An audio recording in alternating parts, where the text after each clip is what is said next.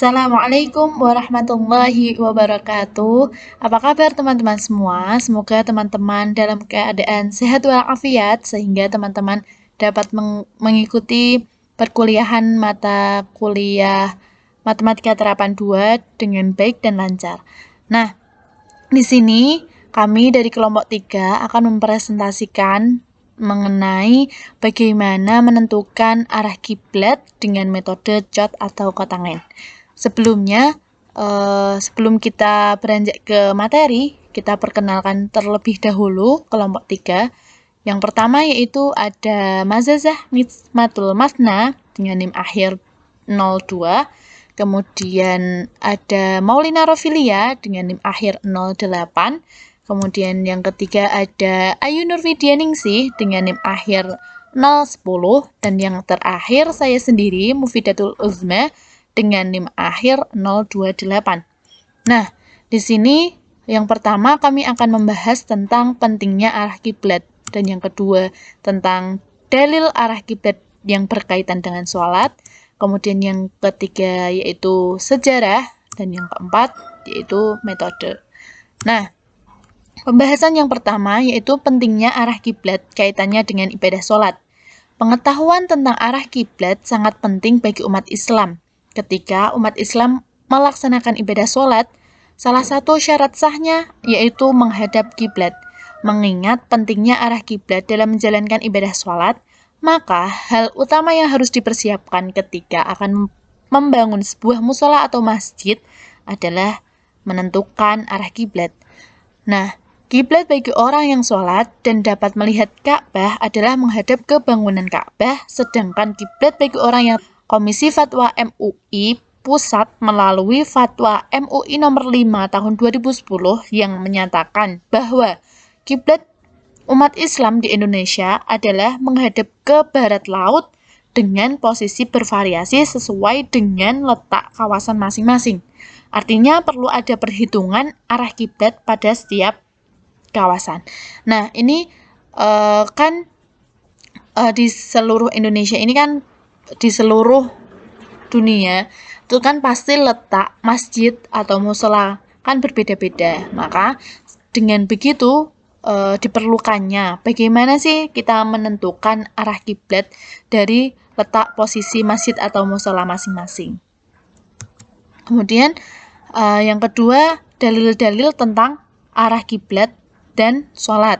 Nah, di sini dalil yang pertama yaitu Quran Surat Al-Baqarah Juz 2 ayat 144 yang berbunyi A'udzubillahi minasyaitonirrajim Bismillahirrahmanirrahim Qad nara taqalluba wajhika fis sama falanwalliyannaka qiblatu tardaha fawalli wajhaka syatrul masjidil haram wa haitsu ma kuntum fawallu wujuhakum syatrah wa innal ladzina utul kitaba la ya'lamuna annahu al-haqqu min rabbihim wa mallahu bighafilin amma ta'malun. Wa mallahu bighafilin amma ya'malun.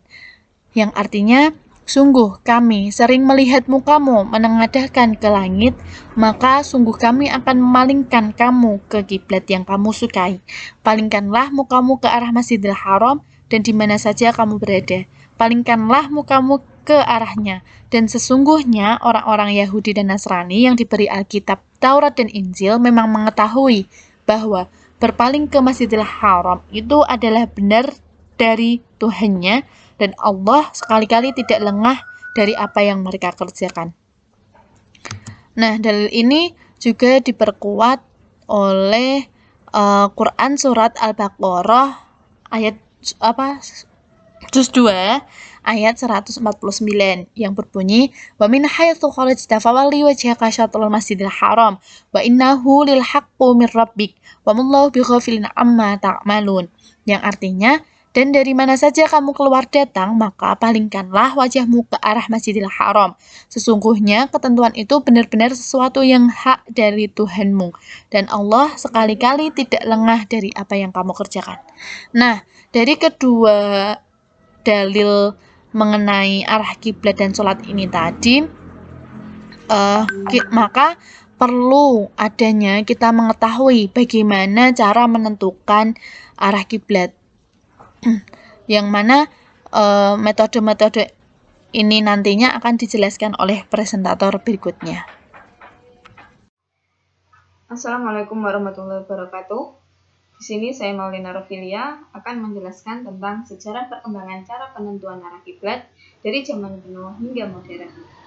Nah, zaman dahulu ketika Nabi berada di Madinah, Nabi sholat menghadap ke selatan, di mana posisi Madinah yang berada di utara Mekah menjadikan posisi ke arah Ka'bah menghadap ke selatan.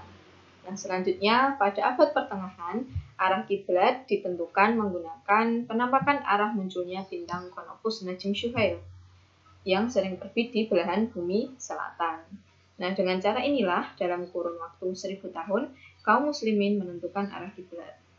Nah, di Indonesia sendiri, umat Islam dahulunya menggunakan arah matahari terbenam di sebelah barat untuk menentukan arah kiblat. Hal ini terus berlangsung dan bahkan ada yang masih bertahan hingga sekarang. Nah, pada perkembangan masa selanjutnya, muncul metode penentuan arah kiblat dengan memanfaatkan posisi matahari ketika berada di atas Ka'bah yang disebut dengan Yaumu Rashdil Kiblat.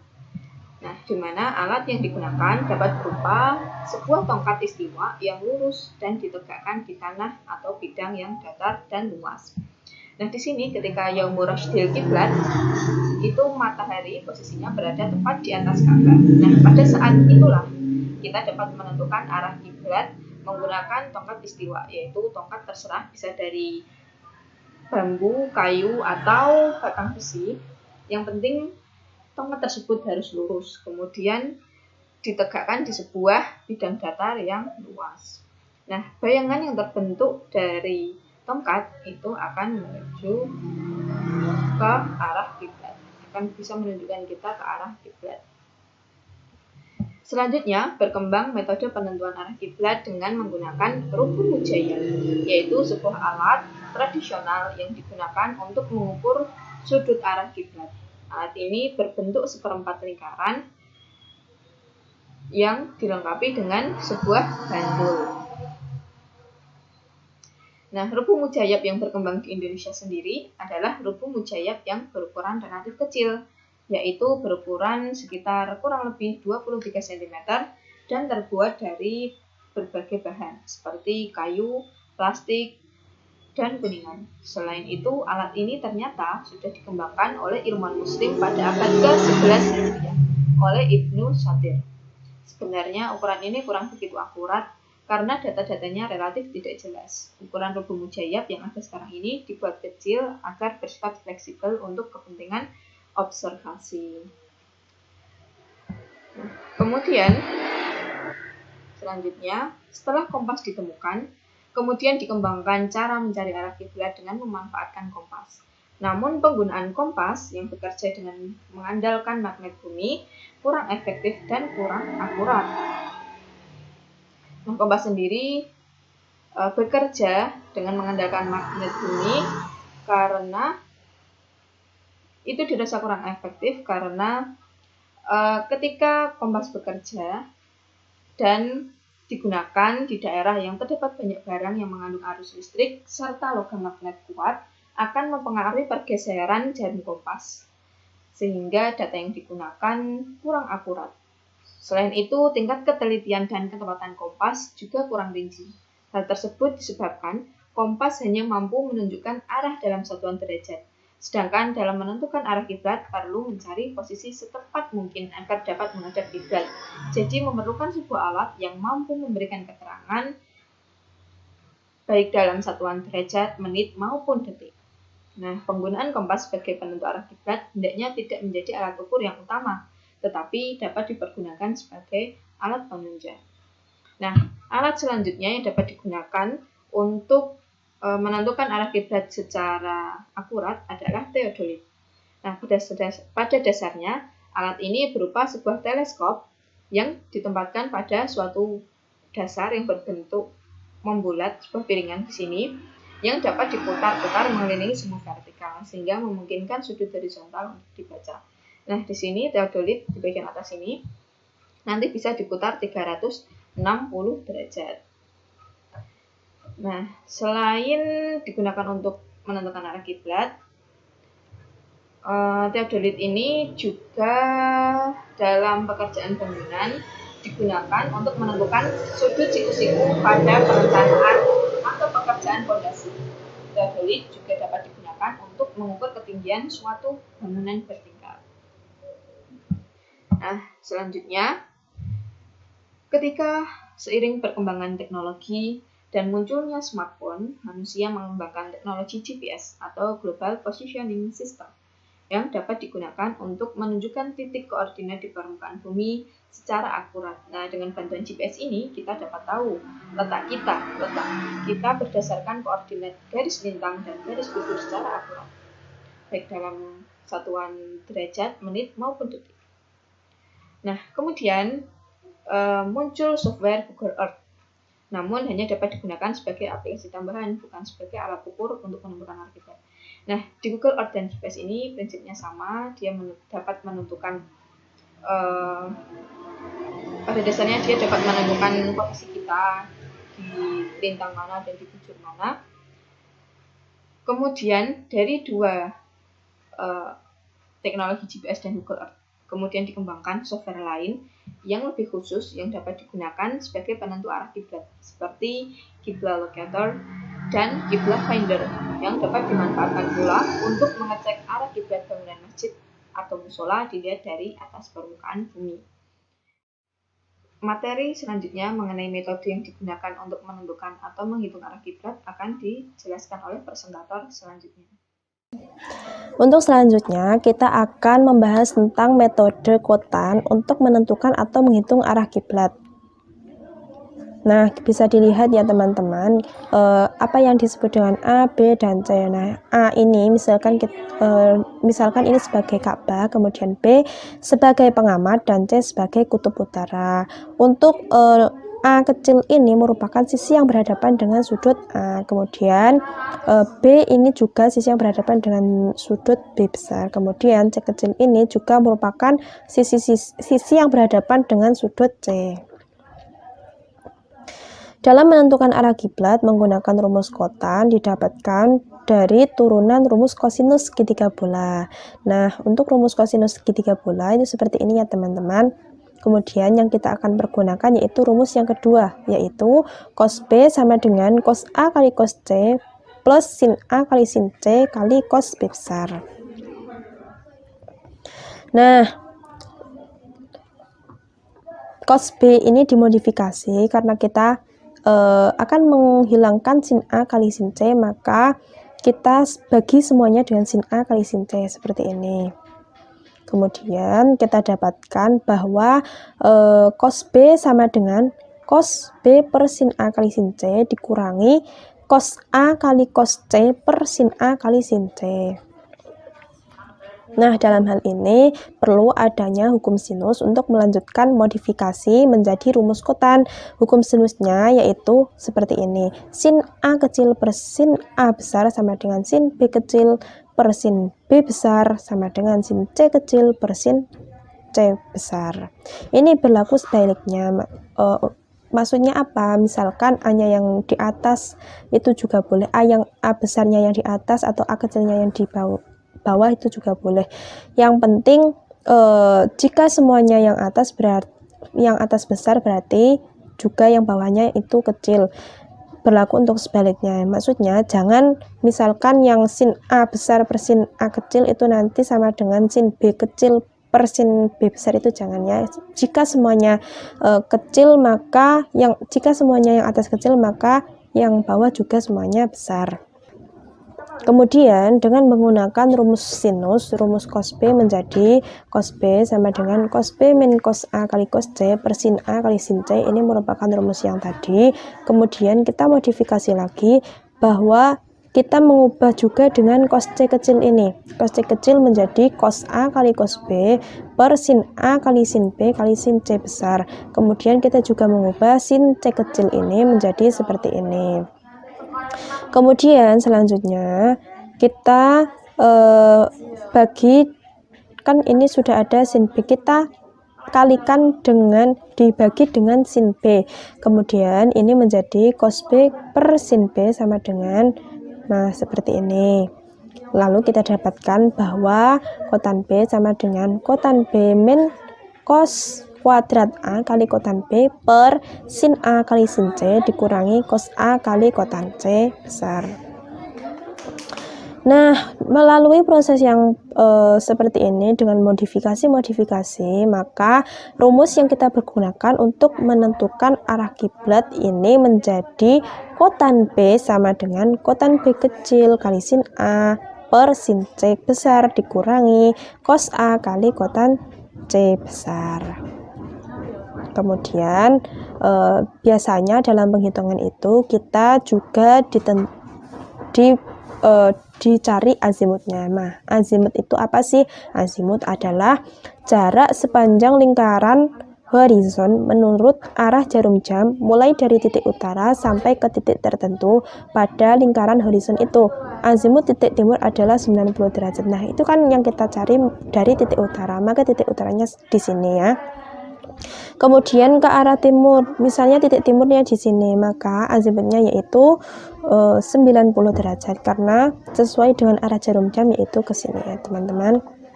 Kemudian ke titik selatan itu 180 derajat, ke titik barat itu 270 derajat. Nah, misalkan kita akan menentukan azimut dari Ka'bah yaitu di titik ini, maka yang kita cari yaitu 360 derajat dikurangi titik ini, sudut ini, atau 270 derajat ditambah sudut ini. Sudah jelas ya teman-teman? Seperti itu. Terima kasih. Assalamualaikum warahmatullahi wabarakatuh. Di sini saya Ayu Nurwidyaningsih dengan NIM 23070180010 akan melanjutkan presentasi dari pemateri sebelumnya. Di sini saya akan menjelaskan sedikit tentang perhitungan arah kiblat di kota Garut.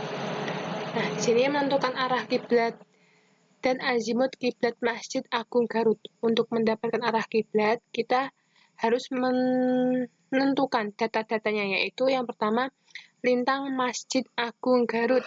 Nanti lintang Masjid Garut ini kita simbolkan dengan A kecil, yaitu 7 derajat 12 menit 10 detik lintang selatan. Karena di sini lintang selatan, berarti untuk perhitungannya nanti kita kasih tanda negatif. Kemudian bujur Masjid Agung Garut, yang di sini kita simbolkan dengan nilai B, yaitu 107 derajat 54 menit 27 detik bujur timur. Nah, di sini karena bujur timur jadi kita beri simbol positif. Kemudian lintang Ka'bah yaitu 21 derajat 25 menit 95 detik. Di sini lintangnya lintang utara, berarti nanti ketika mengoperasikan tidak perlu kita tambahkan simbol negatif. Selanjutnya yaitu bujur Ka'bah, yaitu 39 derajat 49 menit 34,19 detik bujur timur. Langkah selanjutnya yaitu kita menghitung nilai C, yaitu dengan menghitung nilai selisih dari bujur Masjid Agung Garut dan bujur Ka'bah, yaitu 107 derajat 54 menit 27 detik bujur timur dikurangi dengan 39 derajat 49 menit 34,19 detik bujur timur, yaitu menghasilkan 64 derajat 56 menit 4,52 detik. Untuk penghitungannya atau untuk cross-check-nya silahkan teman-teman simak berikut ini. Di sini saya akan meng-cross-check penghitungan nilai C, yaitu tadi kan 107 derajat 54 menit 43,27 detik dikurangi dengan 39 derajat 49 menit dan 34,19 detik. Nah, di sini untuk penghitungannya berarti hasilnya udah sama ya, yaitu 68 derajat 5 menit 9,08 detik. Setelah data diperoleh, maka data tersebut dimasukkan atau kita substitusikan ke dalam rumus tan B dikali dengan sin A dibagi sin C dikurangi dengan cos A kotan C. Nah, di sini tan 21 derajat 25 menit 95 detik, sin negatif 7 derajat. Kenapa di sini ada simbol negatif atau minus? Karena tadi menggunakan lintang selatan.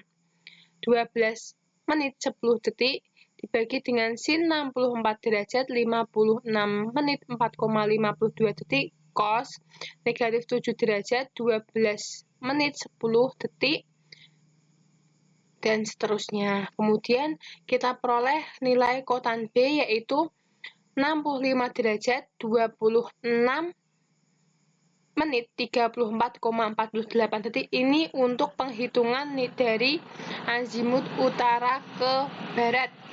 Nah, ketika kita ingin menentukan arah kiblat dari barat ke utara, jadi logikanya dari utara ke barat, karena ada arah mata angin, berarti ada perputaran 90 derajat. Otomatis, nilai akhirnya tadi kan 65 derajat, 26 menit, 34,48. Ini, hasil ini dikurangi dengan 90 derajat, atau 90 derajat dikurangi dengan 65 derajat, 26 menit, 34,48 detik. Seperti itu. Nanti diperoleh nilai 24 derajat, 33 menit, 25,52 detik. Nah, ketika kita ingin menentukan arah kiblat dari utara, timur, selatan, dan barat, otomatis ada 170 derajat. Berarti nilai dari barat ke utara tadi kan 24 derajat, 33 menit, 25,52 detik. Ini kita tambah dengan 270 derajat. Karena ada arah mata anginnya. Dan menghasilkan nilai 294 derajat, 33 menit, 25,52 detik.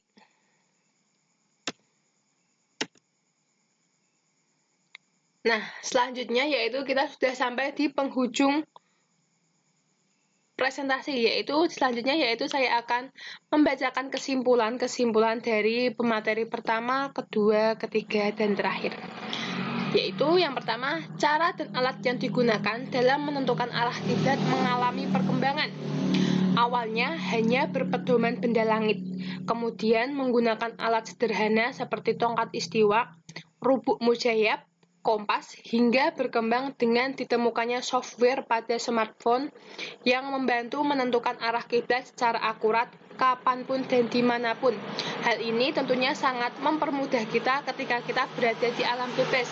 Misalkan kita sedang berada di gunung atau kita sedang berada di pantai, nah kita bisa menentukan arah kiblat dengan mudah, yaitu dengan menggunakan aplikasi yang berada di smartphone.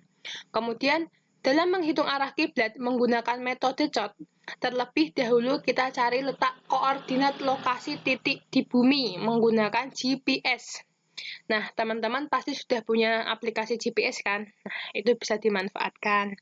Kemudian menghitung arah kiblat dengan menggunakan rumus COT, yaitu kotan B sin A dibagi dengan sin C dikurangi dengan cos A kotan C. Nah, seperti itu.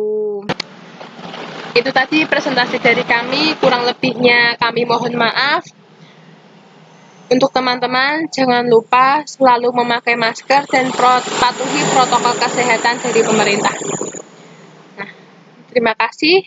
Wassalamualaikum warahmatullahi wabarakatuh.